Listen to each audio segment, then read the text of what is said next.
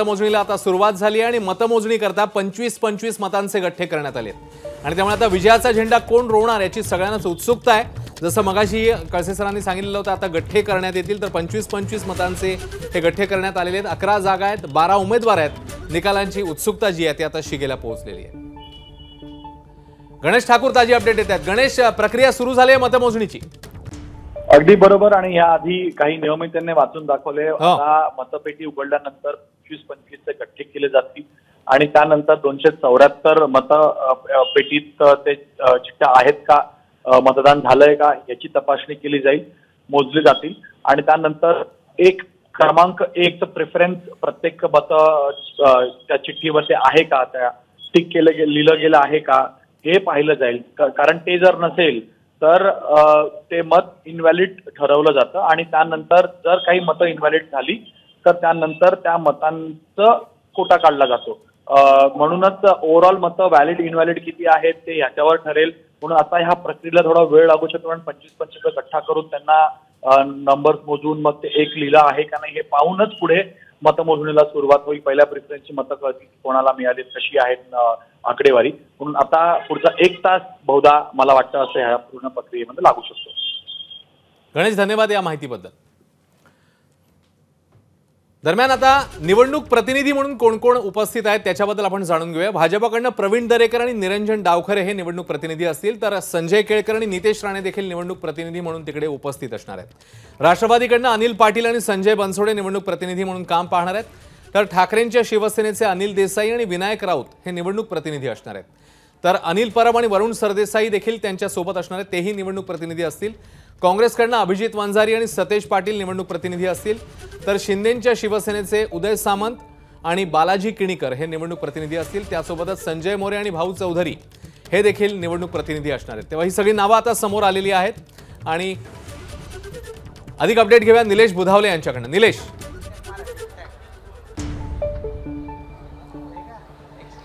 अश्विन, 25 मतपत्रिकांचे आता 11 गट्टे करण्यात आलेला आहे आणि मतमोजणीला पसंती क्रमानुसार आता मतमोजणीला सुरुवात होताना आपल्याला पाहायला मिळणार आहे। काही वेळामध्येच पहिला कल आपल्या हातात येईल।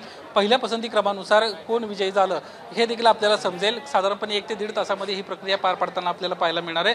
25 मतांचे गट्टे स्वतंत्र करण्यात आले होते, त्याच्यामध्ये सेक्शन 125च्या अनुषंगाने ही प्रक्रिया आता पार पाडण्यात आलेली आहे आणि काही वेळामध्ये मतमोजणीचा पहिला जो कल आहे तो आपल्या हातात येताना आपल्याला पाहायला मिळेल। आज जर आपण साधारणपणे पाहिलं तर या ठिकाणी मोठ्या प्रमाणामध्ये एकमेकांच्या संदर्भामध्ये आक्षेप घेण्याची शक्यता अजिबात नाकारता येत नाही, कारण त्या ठिकाणी असणारे जे निवडणूक सदस्य आहेत त्यांची देखील संख्या जास्त पाहायला मिळते। राष्ट्रवादी काँग्रेस पक्षाकडून देखील धनंजय मुंडे असतील, अनिल पाटील असतील, संजय बनसोडे असतील यांना त्या ठिकाणी पाठवण्यात आल्याचं आपल्याला पाहायला मिळतंय। तर भाजपकडून नितेश राणे, संजय केळकर, प्रवीण दरेकर, निरंजन डावखरे ही मंडळी त्या ठिकाणी ठाण मांडून आहे आणि प्रत्येक मतपत्रिका जी आहे ती तपासूनच त्यानंतर काउंट केली जाईल अशा पद्धतीची त्या ठिकाणी आता व्यवस्था करण्यात येत आहे। प्रत्येक मतपत्रिका संदर्भामध्ये प्रत्येक जे सदस्य आहेत ते कुठेतरी आक्षेप घेण्याची शक्यता अजिबात नाकारता येत नाहीये, कारण 12 सदस्य आहेत आणि 11 सदस्य यातून विन होणार आहेत। त्यामुळे मागच्या निवडणुकीमध्ये ज्या पद्धतीची प्रक्रिया घडली होती तसंच पुन्हा एकदा आपल्याला पाहायला मिळणार आहेत। खरं तर मगाशी ज्या पद्धतीनं कळसे सर सांगत होते की ह्या निवडणूक प्रक्रियेमध्ये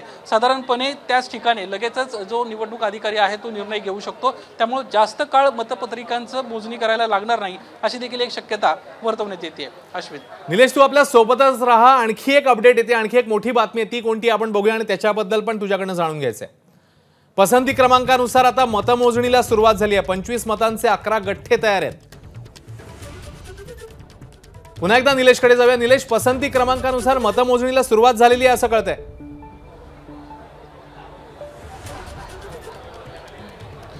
साधारणपणे हे 11 गट्टे आता तत्काळ मोजले जातील। साधारणपणे या पहिल्या पसंती क्रमाची मतं कुणाला किती मिळाली आहेत त्यानंतरच दुसऱ्या पसंती क्रमाची संबंधित व्यक्तीची मतं मोजली जाणार आहेत। तर साधारणपणे भाजपचा एखादा उमेदवार आहे आणि त्या उमेदवाराला पसंती क्रमामध्ये जास्त मतं आहेत तर त्याची सेकंड प्रेफरन्सची जी मतं आहेत ती मोजली जातात। त्यामुळं लवकरात लवकर हा निर्णय कशा पद्धतीने येईल हे आता स्पष्ट होताना आपल्याला पाहायला मिळेल। काही वेळामध्ये अश्विन, निर्णय आपला पहिला जो कल आहे तो येताना आपल्याला पाहायला मिळणार आहेत। साधारणपणे 25 मतपत्रिकांचे हे 11 गट्टे करण्यात आलेले आहेत आणि सेक्शन 125च्या अनुषंगाने आता या ठिकाणी कारवाईला अश्विन सुरुवात झाल्याचं आपल्याला पाहायला मिळते, प्रक्रियेला सुरुवात झाल्याचं पाहायला मिळते। निलेश, तू आपल्या सोबतच राहा। आपण पुन्हा एकदा कळसे सरांकडे जाऊ आणखी एक गणित विशद करून घ्यायला। प्रज्ञा, सांगितलं की पहिल्या पसंतीच्या मतांच्या मोजणीची सुरुवात झालेली आहे. इथे आपण एक हायपोथेटिकल आकडे दिलेले आहेत. तर या सगळ्या आकड्यांनुसार जर ही प्रक्रिया एक्सप्लेन करायची झाली तर कसं सांगाल? नाही, यामध्ये एक आता हे आपण 274 झालंय, त्याच्यामध्ये एक स्टेप मला वाटतं सुटलेली आहे, व्हॅलिड आणि मी इनव्हॅलिड. तेच विचारणार होतो की आता मतमोजणी सुरू म्हणजे असं समजायचं का की 274 व्हॅलिड झाले? म्हणजे आता ते बघतील, त्याची अच्छा, तपासणी तेव्हा चालू आपल्याला असेल. clarity यायची कारण ते. प्रत्येक मत बघायला लागतं, त्याच्यामध्ये एक आकडा लिहिला आहे की नाही, आणि एखादं मत समजा इन्व्हॅलिड करायचं असेल तर सगळ्यांना दाखवूनच ते इन्व्हॅलिड करायला लागतं. बरं. आणि त्याच्यामध्ये नॉर्मली कन्सेंट घ्यावा लागतो सगळ्या उमेदवारांचा, निवडणूक प्रतिनिधींचा वगैरे. म्हणजे पुढे ऑब्जेक्शन यायची शक्यता नसते, कारण एक मत इन्व्हॅलिड ठरवणं म्हणजे प्रक्रियेच्या दृष्टीने फार मोठी गोष्ट आहे, निवडणूक प्रक्रियेच्या दृष्टीने. त्यामुळे ती प्रक्रिया आधीच करावी लागते, त्यानंतरच पुढे मग त्याचं वाटप होतं. पहिल्या पसंतीची मतं प्रत्येक उमेदवाराला असे टेबलप्रमाणे ती वाटली जातात. एक एक आकडा ज्यांच्या पुढे लिहिलेला असतो त्यांच्या बॉक्समध्ये ती मतं टाकली जातात आणि त्यानंतरच मग त्याची मोजणी होते. ही जी प्रक्रिया आहे, आता आपण असं गृहीत धरू 274 आपले 274 आपली व्हॅलिड वोट्स आहे, सगळेच व्हॅलिड आहे, सगळ्यांवरच एक आकडा आहे, म्हणजे ती व्हॅलिड आहे. आणि त्याच्याप्रमाणे कोटा मग आपण काढला तो 2284चा कोटा आहे, त्याबद्दल हे नाही. आता याच्यात सगळ्यात जास्त सरप्लस कोणाला आहे बघा, आता 28, मला वाटतं 29. हा, आता 29 म्हणजे हे सगळ्यात जास्त सरप्लस झाले. आता यांचा आपल्याला सरप्लस काढावं लागेल, कारण याला सगळ्यात जास्त मतं पडलेली आहे. आता याच्या मताची किंमत किती होईल? 200. त्याच्या आधीची एक स्टेप होईल की जे 23चा कोटा आहे ते विजयी म्हणून ते होतील ना? नाही नाही, आपण आता त्यांचे हे वाटायला लागते, कारण त्यांना काय आता सध्या विजयी नाही करत आपण, कारण त्यांची सरप्लस वाटतो. सरप्लस वाटल्यानंतर मग अनुमती वगैरे घेऊन ते विजयी. आता यांचं सरप्लस आपण पहिल्यांदा वाटतो, याला 1 नंबर टाकूया आपण समजा. 616. हां, किती आलं? 616. 2900 आणि 2284. 616 म्हणजे 616 मतं ही सरप्लस झाली. म्हणजे थोडक्यात 6 मतं ही ट्रान्सफर होतील. 616 म्हणजे आणि 0.16 म्हणजे ते हे आहे. आता ही 616 आपल्याला ट्रान्सफर करायची, तर त्यासाठी प्रक्रिया अशी आहे की 29 बॅलेट पेपर जी आहे हे आपल्याला प्रत्येक बॅलेट पेपर तपासावा लागेल. म्हणजे कुणाला गेले 29 बॅलेट पेपर. आता हे 29 बॅलेट पेपर तपासल्यानंतर याच्या सगळ्यांवर एक आहे, पण आता आपण सेकंड प्रिफरन्सची जी वाटायची असेल तर ही आपलं सरप्लस आलं 616. तर हे आपल्याला दुसऱ्या राऊंडसाठी जर वाटायचं असेल तर 29 बॅलेट पेपर तपासल्यानंतर असं गृहीत धरा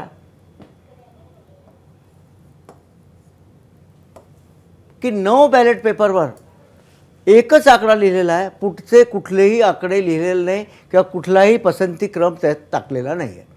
तर 9 मतं एक्झॉस्ट झाली ती 20. बरोबर. मग आता 20च बघायला लागेल आपल्याला. आता 20 पैकी असं गृहीत धरा 2 जो आकडा आहे तो, आता असं गृहीत धरू आपण, याच्या मतं हे कुणाला जातील? 20 मतं जे कंटिन्युईंग कॅन्डिडेट आहे, म्हणजे निवडून आलेले नाही यांनाच ती मतं हे ट्रान्सफर होतील. आता याच्यामध्ये कोण निवडून आलेलं नाही? हा एक आहे 22, नंतर तिकडे 18, इकडे 22 आहे, म्हणजे एच आहे, आय आहे, जे आहे, के आहे. के आहे, बस एवढे. म्हणजे 1 2 3 4 5 म्हणजे 6, म्हणजे यांनाच जातील. ईला जाईल मतं ही या 20 पैकी. ईला जाईल, जीला जाईल, एचला जाईल, आयला जाईल, जेला जाईल आणि केला जाईल. हे आपल्याला बघायला लागेल. पण यातली समजा 20च्या पैकी काही बॅलेट पेपर समजा 2 नंबर निवडून आलेल्या उमेदवारासमोर असेल तर ती मत त्याला जाणार नाही, ते पण एक्झॉस्ट, ती एक्झॉस्ट होईल मग ते.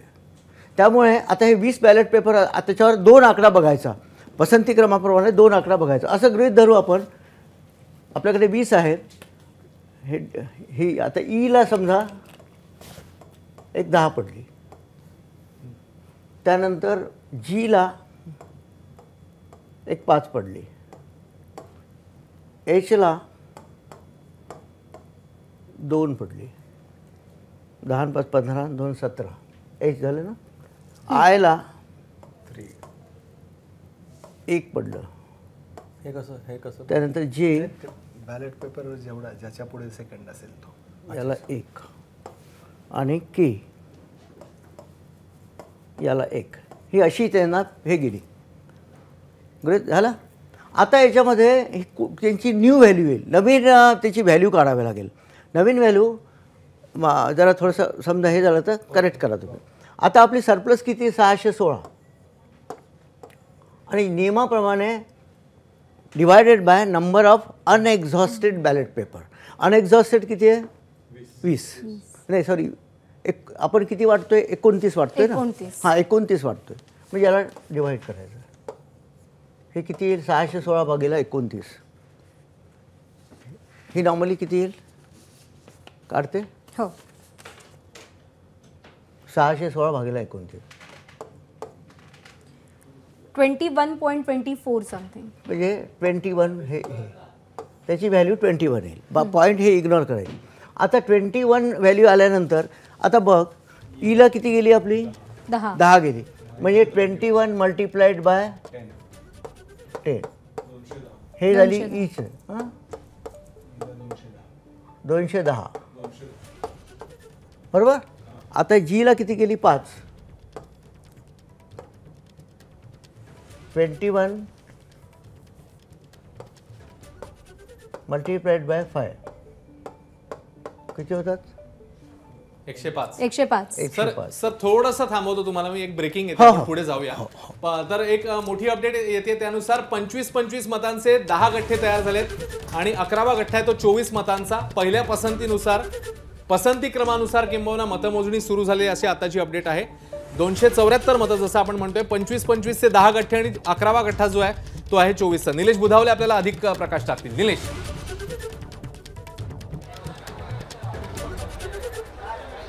एकूण जी मतं आहेत त्या मतांची विभागणी करण्यात आली आहे आणि ते 25-25चे गट्टे करण्यात आले होते. साधारणपणे 25 मतपत्रिकांचे 11 गट्टे पूर्ण करण्यात आले.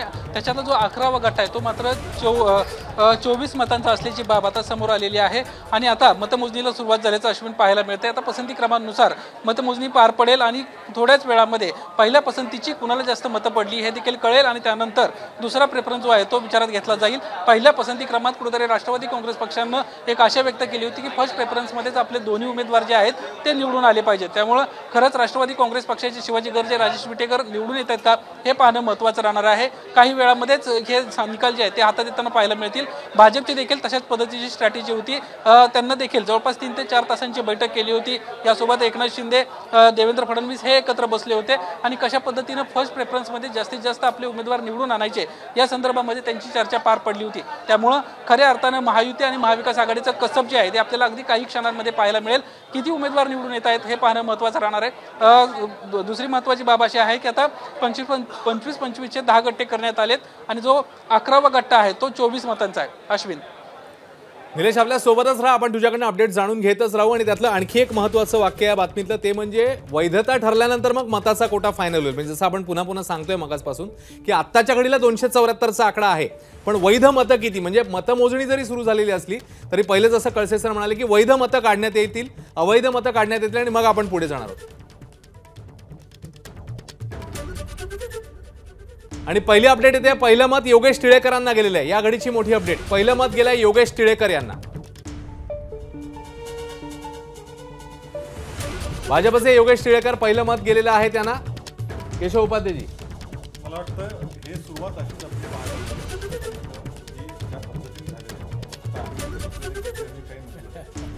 ठीक आहे. मतं येत जातील आणि निकाल थोड्या वेळात वाटतं जाहीर प्रत्येकाला असं पहिलं मत जाणार आहे. प्रत्येकाला असं पहिलं मत जाणार आहे त्यामुळे हे पहिलं मत गेलंय जरा थोडंसं ठीक आहे ठीक आहे. आपण निलेशकडे पुन्हा गमतीदार एकदा आहे गमतीदार आहे. निलेश बुधावलेंकडे पुन्हा एकदा जाऊया. निलेश.